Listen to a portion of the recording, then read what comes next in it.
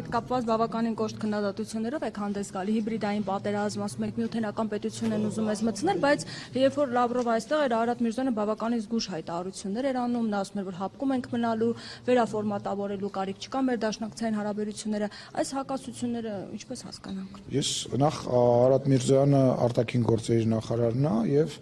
ես քաղաքական ամենամեծ մարմնի ներկայացուցիչն եմ։ Պարոն Միրզոյանը ասում է այն ինչ որ գտնում է ճիշտ, իսկ ինչ վերաբերում է հապկի մեջ մնալու մասը, ես անկեղծ ասած նման բան չեմ լսել եւ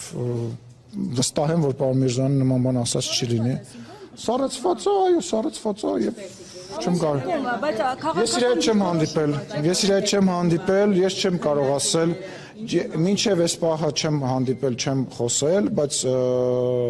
դե գիտեք Երևան դիալոգն է անցնում, բայց դուք հնարավորություն եք ունեցել հարցեր տալ, կարծում եմ նոր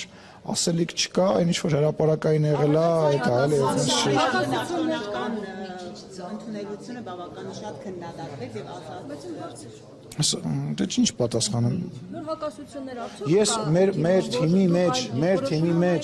մեր թիմի մեջ հակասություն չկա, բացարձակ չկա։ Մենք բոլոր հարցերը միասին քննարկում ենք, միասին ասելով դա պարոն Միրզոյանն է, դա վարչապետն է, դա ես եմ, մյուս գերատեսչությունների համապատասխան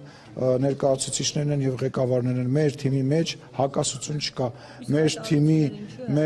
որ հայտարարությունն է ուզում հասկանամ, իմ ու պարոն Միրզոյանի Պարոն Միրզոյանը արտաքին գործերի նախարարն է եւ դիվանագիտության պատասխանատուն է եւ կարող է լինել շատ ավելի դիվանագետ, շատ ավելի զսպված։ Ես քաղաքական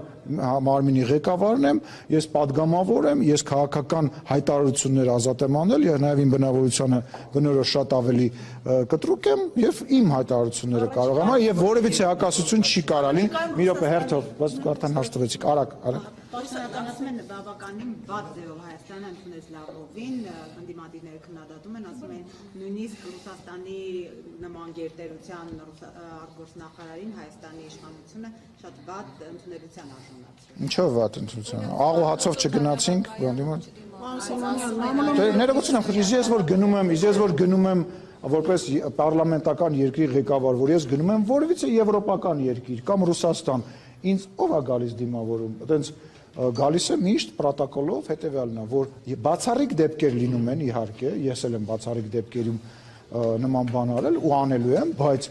պրոտոկոլը հետևյալն է, որ դիմավորումը, օրինակ, ազգային ժողովի նախագահին դիմավորումը փոխխոսնակներից որևիցե մեկը, նույնիսկ կարող է բարեկամական խմբի ղեկավար։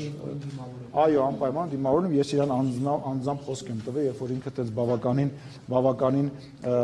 չեմ ուզում այդ բառը օգտագործել, բայց տենց ասեց, ոնց էիք դուք Տիկին Փելոսին դիմավորել аэроպորտում, ես ասեցի Տիկին Մատվիենկո, երբ որ դուք գաք, ես մեծ հաճույքով ձեզ նույնպես կդիմավորեմ եւ